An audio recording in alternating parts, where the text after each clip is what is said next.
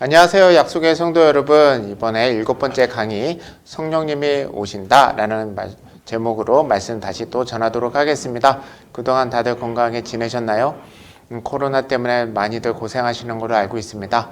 이제 더욱더 말씀으로 힘내고 성령 충만한 하루하루 보내시기를 축복합니다. 오늘 말씀의 제목은 성령님이 오시다입니다. 왜 오시다라고 했냐면 우리가 배우는 성경 말씀은 사도행전 2장, 1장 사건입니다. 2000년 전 사건이죠. 그러면 성령님이 오셨다라고 해야겠죠. 근데 한 번만 오시고 안 오시나요? 아니요. 성령님은 지금 우리에게도 오시고 늘 함께 하시죠. 그래서 오신다라고 제목을 뽑았습니다. 오늘 세 가지로 살펴볼 건데요. 첫 번째는 성령님을 기다리는 사람들입니다.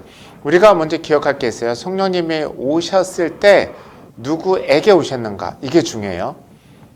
모든 사람에게 오시지 않으셨어요. 꼭 어떤 특정한 사람들에게만 오셨습니다. 그렇다면 우리도 지금 똑같은 마음을 가지고 있어야겠죠? 성령님이 오시는 분들이 있고 성령님이 남들은 왔다라고 하는데 내게는 왜? 이러면서 사시는 분도 있고 성령님이 누구진도 모르는 분들 계시고 그렇습니다. 이제 성령님이 어떤 사람들에게 오셨는가 그것에 대해서 우리 한번 살펴보도록 하겠습니다. 먼저 1번 문제입니다. 예수님은 승천하시면서 제자들에게 어떻게 지내라고 당부하셨나요? 자, 사도행전 1장 4절 말씀인데요. 우리 한 목소리 읽겠습니다. 시작. 사도와 함께 모이사 그들에게 분부하여 이르시되 예루살렘을 떠나지 말고 내게서 들은 바 아버지께서 약속하신 것을 기다리라 라고 합니다. 여러분 여기 있는 게 중요해요. 사도행전 말씀의 첫 번째는 예수님이 승천하시면서 주시는 당부의 말씀으로 되어 있어요.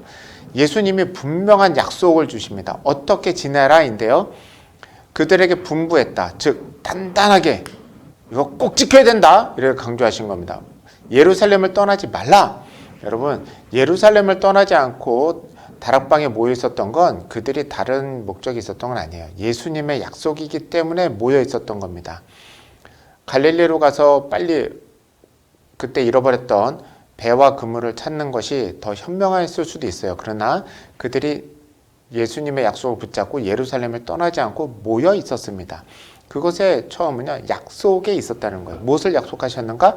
내게서 들은 바 아버지께서 약속하신 것을 기다리라. 아버지께서 무엇을 약속하셨는가? 이것은 누가복음과 요한복음, 다른 복음서의 말씀들, 특히 예수님이 승천하시기 전에 있었던 일들을 보면 성령을 받으라 라는 것으로 귀결됩니다. 성령님이 오신다라고 한 겁니다. 그러니 그걸 기다리라 라고 했어요.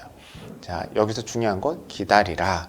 여러분, 성령님을 아는 사람 중에 성령님을 기다리지 않는 사람들은 없습니다. 다 좋죠. 저도 성령 충만하게 살고 싶어요. 다 그렇게 얘기합니다. 그런데 어떻게 기다렸는지는 완전히 다릅니다.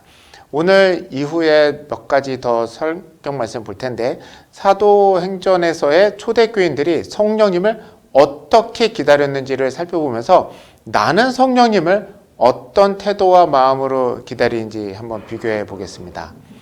두 번째 문제입니다. 예수님이 승천하신 후 제자들은 어떻게 지냈습니까? 사도행전 1장 14, 15절인데요. 함께 읽겠습니다. 시작.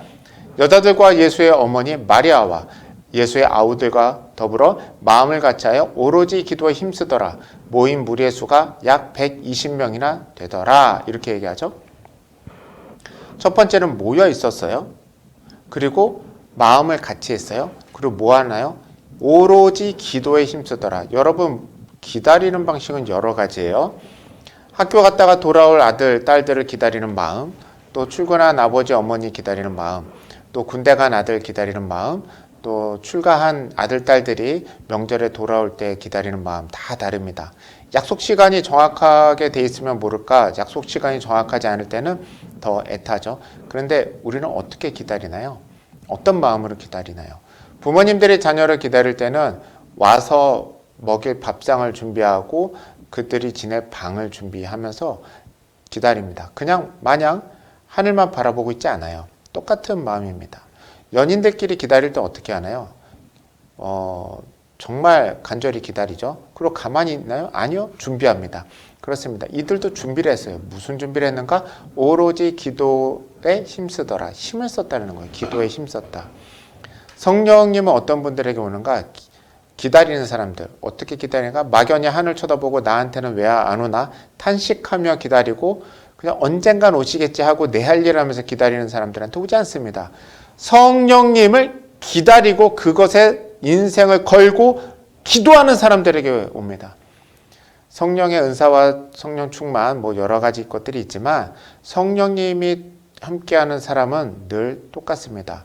기도로 성령님과 교제하기를 애쓰는 사람에게 성령님이 오십니다. 가끔 성령님께 크게 쓰임받고 성령님이 떠나셨다라고 하는 사람도 있습니다. 예전에는 성령 충만했는데 지금은 잘 모르겠다. 여러분 내 삶 한번 돌아봅시다. 성령님도 인격이에요. 내가 맘대로 왔다 갔다 한번 들어온다고 꼭 붙잡는다고 가만히 계시는 분 아닙니다. 과연 성령님이 늘 함께할 만큼 우리는 기도에 힘쓰고 있는가? 성령님을 기다리는 기도를 하고 있는가? 이걸 우리 한번 되돌아봤으면 좋겠습니다. 세 번째입니다. 제자들은 왜 12번째 제자를 다시 뽑았습니까? 이 말씀이 나와요. 사도행전 1장 마지막은요. 12번째 제자를 뽑는 데 나옵니다. 그거는 아무 의미가 없는 게 아니라 성령님을 기다리는 데 있어서 중요한 의미를 갖고 있기 때문에 그렇습니다. 21절 말씀 함께 읽겠습니다. 시작. 이러함으로 요한의 세례로부터 우리 가운데서 올려져 가신 날까지 주 예수께서 우리 가운데 출입하실 때에 22절 항상 우리와 함께 다니던 사람 중에 하나를 세워 우리와 더불어 예수께서 부활하심을 증언한 사람이 되게 하여야 하리라 하거늘. 한참 기도하던 사람들이요 되돌아보니 우리는 성령님이 올 준비가 되어 있는가 가만히 보니까 가룟 유다가 죽은 게 생각났어요. 12명의 수를 채워야 되는가? 꽤 간단하지만 복잡한 문제일 수 있습니다. 그런데 이들의 선택이 옳으냐 그르냐 그게 문제가 아니라 왜 뽑았는가가 중요해요. 여기 있는 것처럼 예수께서 부활하심을 증언할 사람으로 12명을 마저 딱 채우자라는 겁니다. 12명을 채울 이유는요. 숫자 11가 마음에 안 들어서 그래도 가룟 유다가 했던 일을 해야 되기 때문에 이런 의미가 아니에요. 자각을 한 거예요. 성령님이 우리에게 오시면 우리는 도대체 무슨 일을 하길래 우리는 어떤 역할을 하길래 성령님이 오실까를 생각해 보니 기도하면서 깨달음이 온 거예요. 세상 끝날까지 내가 너희와 함께 한다라고 했는데 함께할 성령님이 오시는데 뭐 하는가? 세례를 주고 제자를 삼으라고 그랬거든요. 부활을 증거해야 되거든요. 그 12명의 사도를 채우고 기다리자. 그런 의미로 세운 겁니다. 여러분 마띠아가 뽑히나 누가 뽑히나 그게 중요했다기보다 그들이 선택했던 삶의 그 정황이 중요해요. 왜 했는가? 성령님이 오시기를 기다리는 사람들은요. 예수님의 부활을 증언할 준비를 하는 거예요.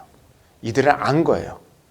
이 성령님이 오시면 우리 인생이 대박이 난다가 아니라 내 성령님이 오시면 내 인생이 그냥 바뀐다. 내 개인의 삶으로 본 게 아니라 성령님이 오시면 분명히 성령님은 우리의 삶을 완전히 뒤집어서 부활을 증언할 증인으로 만드신다. 이걸 깨달은 겁니다. 그러니 성령님이 오셔서 하실 일을 성령님이 오시기 전에 지금부터 우리도 함께 하자. 이런 마음으로 마띠아를 선출합니다.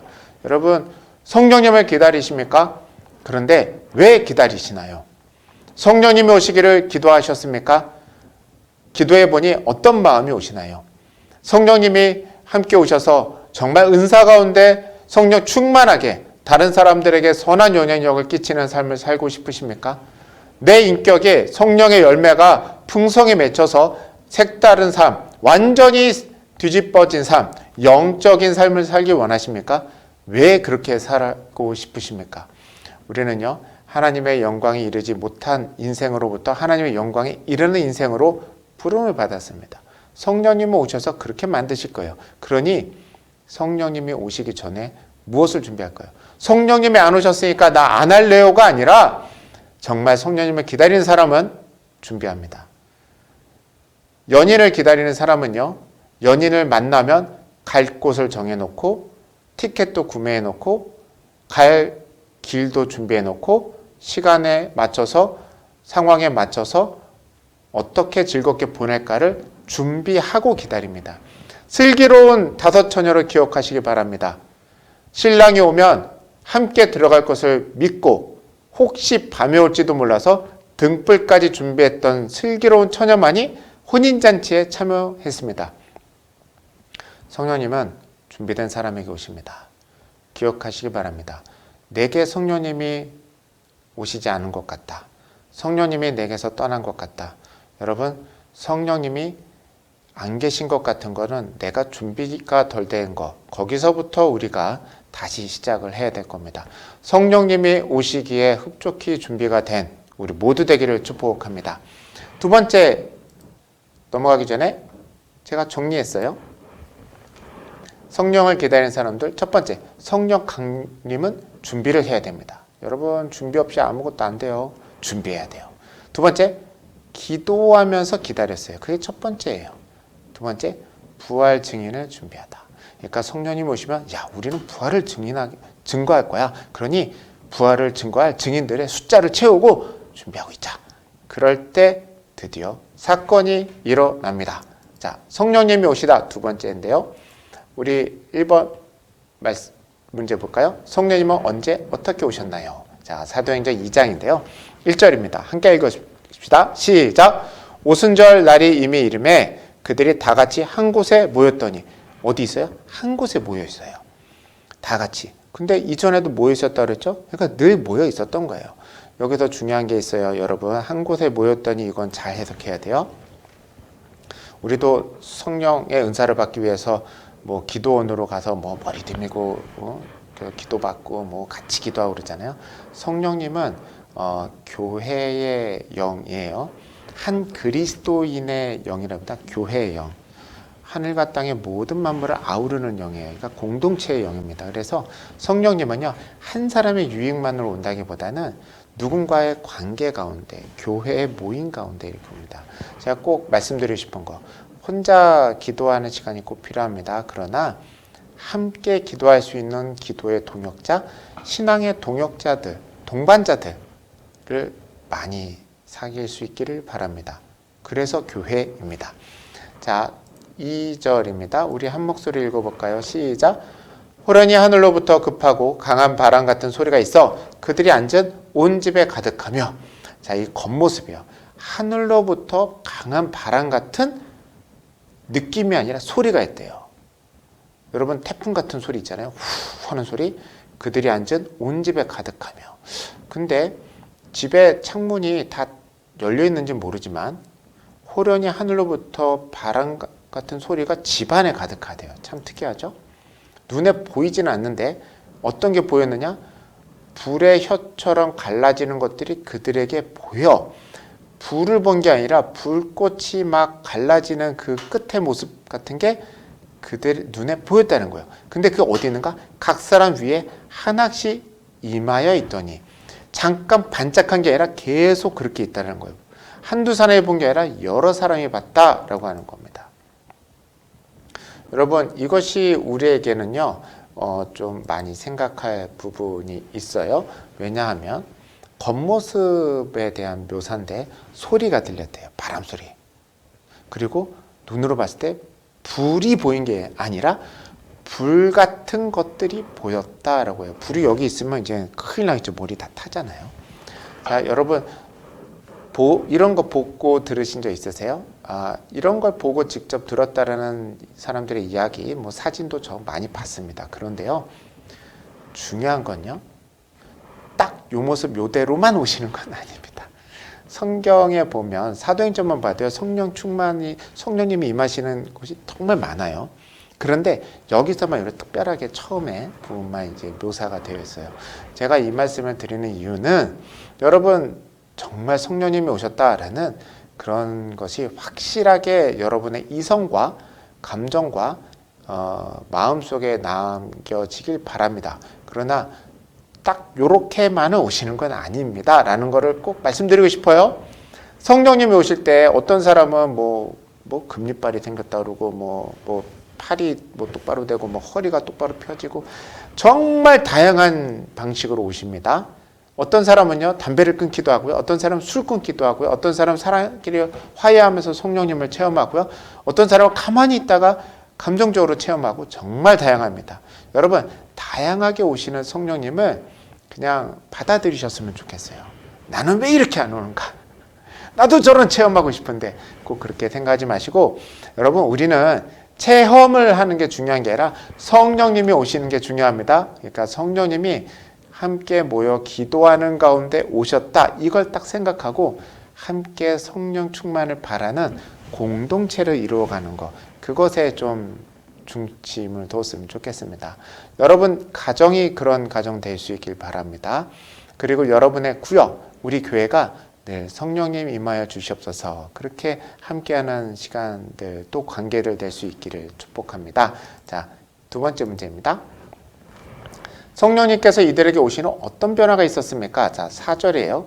그들이 다 성령의 충만함을 받고 성령이 말하게 하심을 따라 다른 언어들로 말하기 시작하니라. 첫 번째 변화, 그들이 다 동그라미 치세요. 모든 사람, 거기 120명이 모였다 그랬죠? 모두 다라는 거예요. 이게 성령의 임재 가운데 참 독특한 건 모든 사람이 함께 받는다는 거예요. 그러니 여러분 기도할 때 나만 성령 충만하게 해주세요. 나는 좀 더 성령 충만하게 해주세요. 이런 기도보다는 우리 가운데 성령이 임하여 주시옵소서, 우리 예배 가운데 임해 주시옵소서, 우리 교회 가운데 임해 주세요. 이렇게 기도하실 수 있길 바랍니다. 다 성령의 충만함을 받았대요. 다, 모두 다.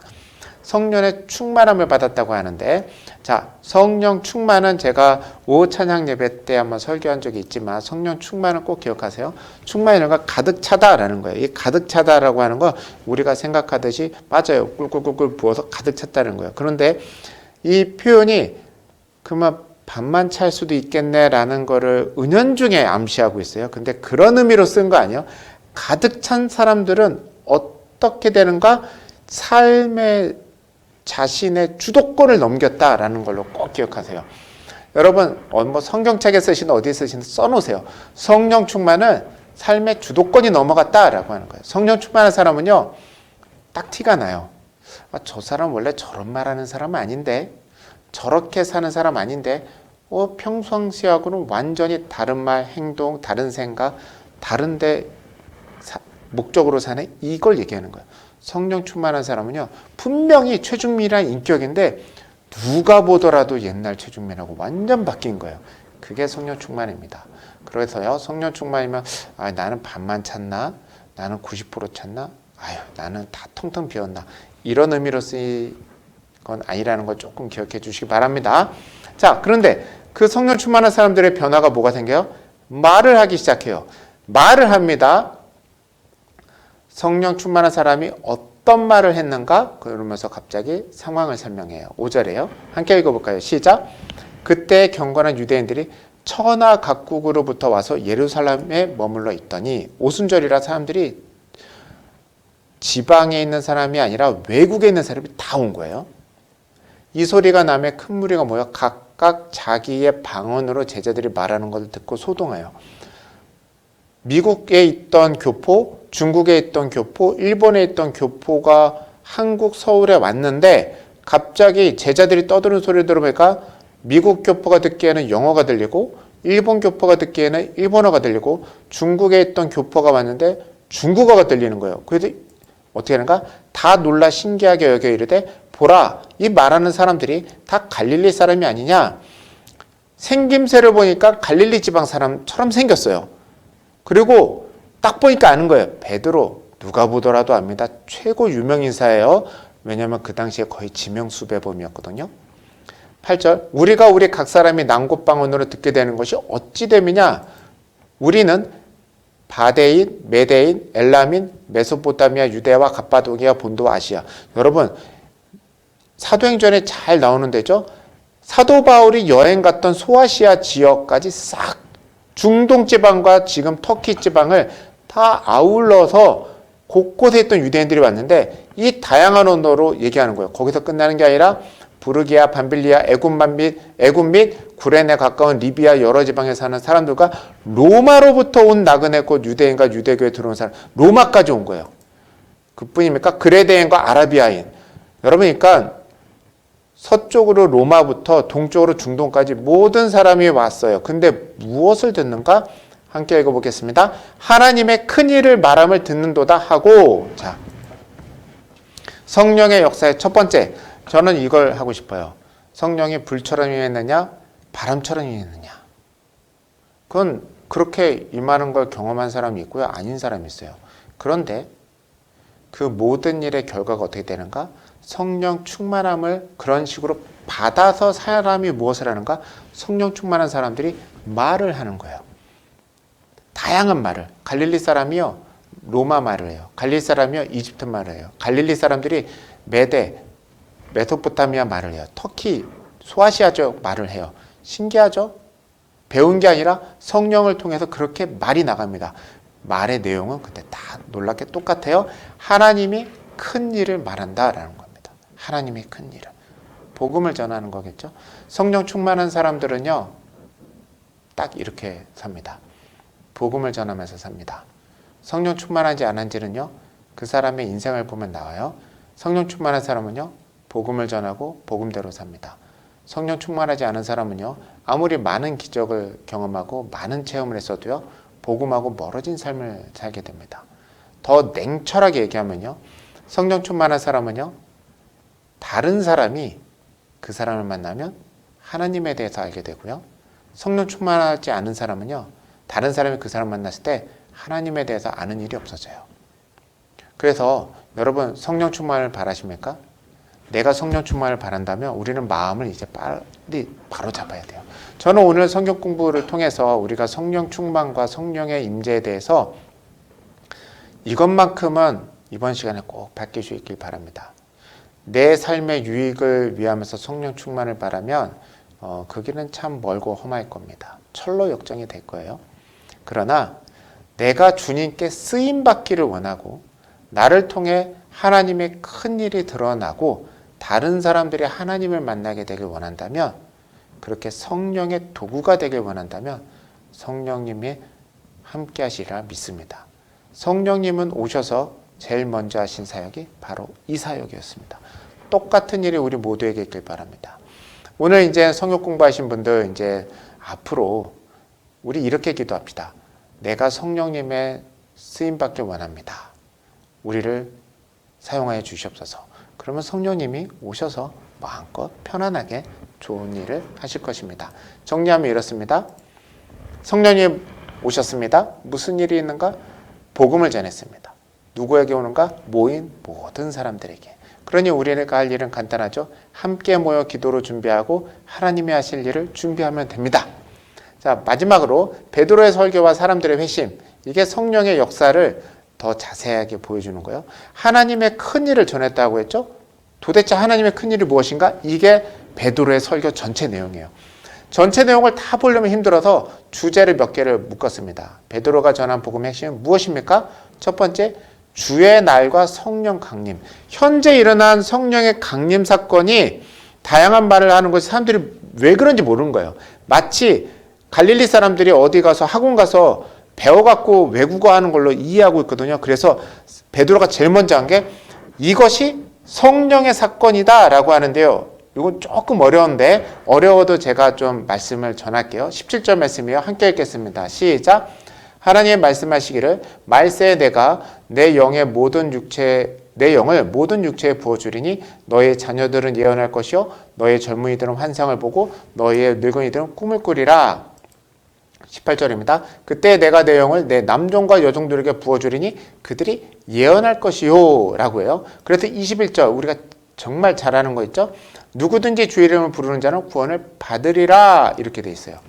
이 말씀 17, 18절은 우리가 잘 알듯이 요엘서 2장에 나오는데요. 말세에 이거를 동그라미 치세요. 구약에 보면 주의 날이라고 표현이 되어 있어요. 소예언서에 자주 나오는데요. 이거는 말세, 즉 세상의 마지막 심판의 날이에요. 주의 날은 심판의 날이라서 이방과 이스라엘 모든 사람들을 심판합니다. 그때 유대인들은 어떻게 생각하는가? 시온산에 모인 유대인들은 살고 나머지 모든 이방인은 심판당한다라고 생각한 거예요. 그런데 중요한 게 있어요. 마지막 날에 심판이 있다는 거고 심판하는 심판자가 누군가? 메시아라는 거예요. 그런데 그 말세에 주신 약속의 말씀 요에서의 하나님의 영과 관련된 말씀이 있다는 거예요. 그게 바로 베드로가 지금 인용하는 말이에요. 내 영을 모든 육체에 부어주리니. 왜냐하면 성령님이 구약에도 오셨지만 잠깐 왔다 갔다 쓰일 때만 쓰시고 그러셨어요. 계속 성령 충만하게 계셨던 그런 분들은 좀 저럼 찾기 힘들다. 성령이 임재해서 우리 가운데 내주하신다는 것은 구약에는 없는 사건이에요. 그래서 지금 하고자 하는 이야기는 뭔가 말세에는 영이 우리에게 모든 육체에게 부어주리라 하셨는데 그 사건이 지금 일어났다라고 하는 거예요. 그럼 그날은 무슨 날이에요? 주의 날이 왔다라는 겁니다. 말세가 왔고 심판이 왔고 그렇다라고 하는 거예요. 이것이 베드로가 전한 말씀의 첫 번째인데요. 여러분 성령 강림에 있어서 우리가 겸손한 마음으로 이 말씀을 마음에 새겼으면 좋겠어요. 성령님이 오셨다라고 하는 건요. 이 땅에서의 삶이 그냥 아름답고 행복해지는 것으로 오시는 거 아닙니다. 예수님이 십자가에 죽으시고 부활하시고 다시 오실 때 예수님은요. 심판주로 오십니다. 심판, 즉 이 세상의 말세에 심판하시고 선과 악을 가르시고 악을 심판하시고 선에 대해서 보상하시는 그런 하나님으로 오십니다. 여러 가지 말씀하셨지만 예수님은 분명하게 말씀하셨어요. 좌편, 우편, 양과 염소, 선, 악의 구별과 심판에 대해서 분명히 말씀하셨습니다. 성령 강림은요. 그 맥락이 있다라는 거예요. 성령님은요. 하나님이 이렇게 있다가 아유 쟤 괜찮네. 쟤 뭐 하나 주고 쟤는 성령 축이 좀 거니까 반만 떼줄까? 너는 성령 축량 반만 받아. 이런 게 전혀 아닙니다. 성령님이 오셨다라고 하는 건요. 말세에 있을 하나님의 사건이 내게 왔다라는 것을 꼭 기억하셔야 됩니다. 그래서 어떻게 돼요? 내가 내 삶을 포기해야 돼요. 여러분 결단하세요. 여러분 인생이라는 통에 나를 채우고 있으면 성령님이 어디를 삐집고 들어와요? 비워야 들어오시죠. 제자들은 비웠어요. 40일 동안 비웠어요. 열흘 동안 비웠어요. 예수님과 40일 있고 오순절 남은 열흘 동안 기도하면서 비운 거예요. 싹 다 비운 거예요. 내 인생 다 비우고 하늘에서 주실 성령님만 바라본 거예요. 인생의 소망이 성령님이었어요. 그렇게 우리들 가운데 임할 수 있길 바랍니다. 그래야 성령 충만한 삶으로 인도를 받습니다. 이 약속의 말씀이 그런 약속의 말씀입니다. 그래서 누구든지 주의 이름을 부르는 자는 구원을 받으리라. 여기서 구원을 받는다라는 건요. 똑같이 말세라고 하는 주의 날, 심판의 날, 마지막 날이라고 하는 그 맥락이 같이 있어요. 이것을 잃어버리면요. 성령 충만 가지고 내 맘대로 살아버리는 게 됩니다. 우리가 구원을 받는다는 건요. 내 인생 이제 다 살았다라는 거예요. 이 땅에 육체가 남아있지만 이 육체의 삶은 나는 내 맘대로 사는 게 아니라 심판받기 전 그 상황처럼 난 버리고 하나님 딱 붙잡고 하나님대로 살겠다라고 하는 겁니다. 그렇게 성령 충만한 삶을 살겠다라고 하는 거예요. 그래서 구원을 받으리라 라고 했을 때는요. 저 먼 미래 가서 받을 보험 하나 더 드는 거 아닙니다. 실손보험 하나 더 드세요. 뭐 사망보험, 생명보험 하나 더 드세요. 이런 게 아니라 난 이제 죽었다는 거예요. 십자가 못 박혔다라는 거예요. 왜 내가 성령 충만하지 않은가? 이게 불분명해서 그런 거예요. 말세, 즉 종말의식이 있어야 돼요. 나는 끝! 성령님으로 새 인생 산다! 딱 그 결단이 있고 내 과거의 모든 삶의 찌꺼기들 하나도 아깝지 않고 그렇게 되는 게 중요한 겁니다. 여러분 성령 충만하시길 바랍니다. 내 삶 포기하시고 성령님으로 인생 다시 깨끗이 비우시고 성령님으로 가득 채울 수 있기를 바랍니다. 성령 강림에 있어서 약속을 마지막에 방점을 찍죠. 함께 읽겠습니다. 시작. 하나님의 오른손으로 예수를 높이심에 그가 약속하신 성령을 아버지께서 받아 너희가 보고 듣는 이것을 부어주셨느니라. 성령님을 주셨다라고 하는 거예요. 지금 자신들에게 이 사건은 성령 사건이다 라고 하는 겁니다. 그리고 이제 두 번째로 넘어갈게요. 예수님 그리스도라는 표적. 예수님이 그리스도다라는 표적이에요. 22절입니다. 함께 읽겠습니다. 시작. 이스라엘 사람들아 이 말을 들으라. 너희도 아는 바와 같이 하나님께서 나사렛 예수로 큰 권능과 기사와 표적을 너희 가운데서 베푸사 너희 앞에서 그를 증언하셨느니라. 여러분 뭐라고 했냐면요. 이스라엘 사람아 들으라 라는 거예요. 너희도 아는 바처럼 하나님께서 나사렛 예수로 권능 기사 표적을 너희 가운데 베풀었다는 거. 이건 다 알아요. 여기 온 외국에서 온 모든 사람들 이미 다 알아요. 십자가에 못 박혀 죽었고 모든 사건 다 아는 거예요. 그런데 중요한 건 성경 중에 이 개정개혁이 이렇게 분명한데 너희 앞에서 그를 증언하였다라는 거예요. 이걸 정확하게 하면요. 권능 기사 표적. 이것이 무엇을 하는가? 예수님이 그리스도라는 것의 증언이라는 거예요. 하나님이 이 땅에 있었던 예수님이 그리스도, 메시아, 구원주로 오시고 심판주로 오신 분이라는 것을 보여줘야 되는데 어떻게 보여주는가? 도대체 말을 못 알아들으니까 권능과 기사와 표적을 보여줬다는 거예요. 사람들은 아유 그래가지고 내가 오병이어 한번 먹었어. 내 병이 나았어. 그걸로 생각하는데 그 목적은 그런 데서 끝나는 게 아니라 예수님이 그리스도라고 하는 것을 하나님이 우리에게 알려주시기 위해서 했다라는 거예요. 그리스도라는 증언을 하셨다라는 겁니다. 성령 충만한 사람은요, 결국 뭘 전하는가? 예수님이 그리스도다라고 하는 것을 전합니다. 베드로가 전하고 싶은 건 이거예요. 여러분, 베드로가 전하고 싶은 건 여러 가지 있었을 거예요. 나 억울하다. 그리고 우리 죽이려고 하지 마라. 그 당시 상황으로는 120명의 목숨을 보장하라. 뭐 종교로서 우리는 다시 하겠다. 이런 거 아니는 거예요. 가장 중요한 거. 예수님이 그리스도다라는 것을 증언한다라고 하는 겁니다. 성령 충만한 사람은요. 그래서요. 예수님이 그리스도라는 것을 계속 말하고 삽니다. 예수님에 대해서 계속 이야기하고 예수님에 빠져 사는 사람이 성령 충만한 사람입니다. 여러분 그러니 꼭 기억하세요.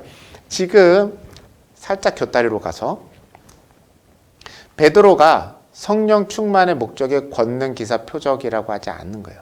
그것들은 증언을 위한 도구라는 거예요. 그러니 여러분 성령 충만한 가운데 여러 가지 체험할 수 있습니다. 뭐 다양한 거 체험할 수 있어요. 치유의 은혜도 경험할 수 있고요. 관계 회복도 경험할 수 있고요. 놀라운 기적들을 체험할 수 있습니다. 그게 목적이 아니라는 거예요. 그걸 통해서 예수님이 내 구세주지. 예수님이 그리스도시지. 그거를 아는 거. 그게 참된 성령 충만의 목적입니다. 거기까지 다다를 수 있는 우리 모두 되길 바랍니다. 이제 그 다음 베드로가 또 무엇을 전하는가? 23절입니다. 함께 읽겠습니다. 시작. 그가 하나님께서 정하신 뜻과 미리 하신 대로 내어준 바 되었거늘 너희가 법 없는 자들의 손을 빌려 못 박아 죽였으나 예수님이 죽으셨다라는 것을 이야기하는데 누가 죽었다고 그래요? 너희가. 근데 생각해 보세요. 지금 외국에 있던 사람들이 왔는데 예수님이 죽은 지 오순절이니까는 많이 지났잖아요. 50일 지난 거잖아요. 50일 전에 이들이 와 있었나? 있었겠죠. 그러나 다는 아니거든요. 그런데 너희가 죽였다라고 하는 거예요. 지금 기억하세요. 그 다음에 24절 하나님께서 그를 사망의 고통에서 풀어 살리셨으니 자 이게 두 가지가 대비가 돼요. 예수님이 그리스도다라고 하는 거를 설명할 때는요. 꼭 빠지지 않는 게 십자가의 죽음과 부활이에요. 누가 죽였어요? 너희가. 우리가. 여러분 예수님은 사람이 죽였습니다. 본디오 빌라도에게 고난을 받아 십자가에 죽으시고인데 본디오 빌라도가 사형 선고를 내렸지만 본디오 빌라도에게 죽여달라고 소리 지른 건 유대인들입니다. 그 당시 예루살렘에 있었던 수많은 사람들이 예수님을 버리고 바라바를 붙잡았어요. 즉 예수님은 누가 죽였어요? 그냥 다 사람들이 죽인 거예요. 오늘 성경 공부의 핵심이 아니니까 간단하게 말씀드리면 우리 인간 전체가 예수님을 내어버린 겁니다. 그런데 그 예수님을 하나님은 어떻게 하셨어요? 다시 살리셨습니다. 하나님이 다시 살리셨어요. 표현이 참 절묘해요. 예수님이 스스로 윽 하고 일어나 살아나신 게 아니라 하나님이 살리셨습니다. 자, 그 다음에 미리 본 거로 그리스도의 부활을 말하되 그가 음보에 버림이 되지 않고 그의 육신이 썩음을 당하지 아니하리라. 여러분, 예수님을 위해서 성령 충만과 예수님을 위한 이제 복음 가운데 잊지 않아야 될 게, 십자가에만 너무 매몰되시면 안 돼요. 부활까지 오셔야 돼요. 그래야 성령 충만까지 갑니다. 그건 여기까지만 얘기할게요. 그래서 결론이 뭔가? 이 예수를 하나님이 살리신지라 우리가 다 그 일의 증인이라. 성령 충만한 사람은 뭐 하는가? 예수님이 죽고 부활하신 걸 증언합니다. 부활의 증언, 이게 되게 중요해요. 여러분, 여기서 한번 정리하고 가기를, 부활은 믿음의 사건입니다. 이성적으로 했을 때 이해될 수 있는 사건도 아니고요. 감성적으로 받아들일 수 있는 사건도 아닙니다. 믿음의 사건이에요. 그것을 위해서 성령님이 믿음을 주실 텐데 그 전에 그 일과 함께 성령님의 충만한 가운데 그걸 증언할 사람들이 필요해요. 그게 우리들의 사명입니다. 자, 결론은 예수님은 그리스도시다 라고 하는 건데요. 그래서 36절 우리 함께 읽겠습니다. 시작. 그런즉 이스라엘 온 집은 확실히 알지니 너희가 십자가에 못 박은 이 예수를 하나님이 주와 그리스도가 되게 하셨느니라. 자, 주라는 말은 그 당시 로마 황제한테 쓰는 말이에요. 가이사를 통치자로 믿고 살 건지 예수님을 통치자로 믿고 살 건지 결정하라는 아주 서슬퍼른 말입니다. 그리스도, 메시아, 이 세상의 구원주와 심판주가 되신다라는 겁니다. 즉, 땅의 권세와 하늘의 권세가 다 예수님께 주어졌다라고 하는 선포입니다. 자, 이제 이 말을 듣고 어떻게 했는가? 그들이 이 말을 듣고 마음에 찔려 베드로와 다른 사도들에게 물어 이르되 형제들아, 우리가 어찌할꼬 하더군요. 자, 복음을 다 전하면 무슨 일이 일어나는가? 아, 네, 나도 믿어보죠, 이렇게 하는 게 아니라 마음에 찔림이 생깁니다. 표현을 할 수 있고 표현을 안 할 수 있지만 마음에 찔림이 생기는 것이 복음입니다. 여러분, 성령 충만한 사람은요, 성령님이 오시면서 마음에 찔림이 또 같이 생겨요. 그건 좀 자연스러운 상황입니다. 자, 그래서 베드로가 그러면은 질책하고 끝내는가? 아니죠. 성령 충만한 사람의 가장 큰 축복이죠. 우리 한 목소리 읽겠습니다. 시작. 베드로가 이르되 너희가 회개하여 각각 예수 그리스도의 이름으로 세례를 받고 죄사함을 받으라. 그러면 성령의 선물을 받으리니. 이래서 복음이죠. 자, 요게 본문이 조금 복잡해서 제가 우리 국어 시간에 하듯이 했어요. 베드로는요, 구원받을 수 있는 길을 제시했는데 명령어가 두 개 있어요. 회개하라 예요. 세례를 받으라예요. 회개하라가 첫 번째입니다. 여러분, 세례를 받기 전에 회개를 해야 돼요. 거의 동시에 사건이긴 한데, 내가 예전의 삶을 정리하는 거예요. 내 인생대로 사는 거 정리하고 하나님의 주신 인생으로 살겠다고 하는 결단의 회개가 필요합니다. 그리고 세례를 받으라는 거예요. 마태복음 28장 18, 19절, 20절에 있는 것처럼 모든 민족에게 세례를 주라고 했죠. 세례를 받는 거예요. 근데 그 세례는 뭔가? 예수 그리스도의 이름으로 주는 세례예요. 그리고 중요한 게 세례를 왜 받아요? 죄를 용서받기 위해서 세례를 받는 거예요. 그러고 나면 성령을 받을 것이다 입니다. 여기 순서가 중요해요. 내가 회개를 해야 돼요. 그리고 죄 용서받는 세례를 받으라는 거예요. 그러면 성령을 받는다라는 겁니다. 여러분, 성령 받기를 원하십니까? 성령 충만하시길 원하십니까? 내 삶의 죄부터 정리해야 됩니다. 이 사람들은 열흘 동안 자신의 삶을 정리했던 사람들이에요. 기도하면서, 오로지 기도하면서 정리한 거예요. 그리고 복음의 증인으로 살겠다고 각오하고 삶을 재정비한 사람들이에요. 그때 성령 충만함이 왔습니다.